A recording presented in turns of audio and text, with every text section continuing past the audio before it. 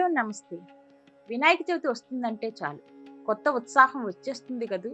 ఈసారి మన విఘ్న నాయకుడిని ఎలా స్వాగతించాలో, ఎలాంటి పూజలు చేయాలో అని అందరూ ఆలోచిస్తుంటాం.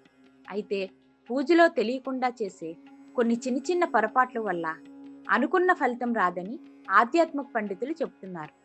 మరి ఆ తప్పులేంటో చూద్దామా? ముందుగా మన గణపతిని ఎక్కడ పెడుతున్నామో చూసుకోండి.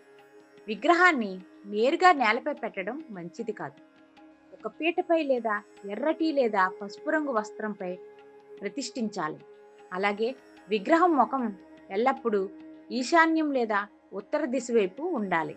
రెండోది, విగ్రహం ఎంపిక. పూజకు విరిగిన లేదా అసంపూర్ణంగా ఉన్న విగ్రహాలను అస్సలు వాడొద్దు.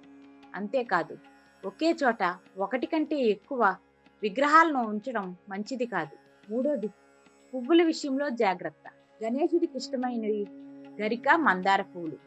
కానీ మొగలి రేకులను మాత్రం అస్సలు సమర్పించకూడదు. శివుడి శాపం వల్ల ఈ పువ్వులు పూజలకు పనికిరావు. చివరగా నిమజ్జనం. తొందరపాటు లేకుండా మంత్రాలు పఠిస్తూ పూర్తి భక్తి శ్రద్ధలతో నిమజ్జనం చేయాలి.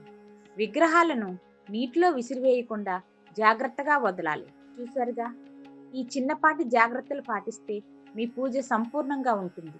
విఘ్ననాయకుడి ఆశీస్సులు మీకు పుష్కలంగా లభిస్తాయి.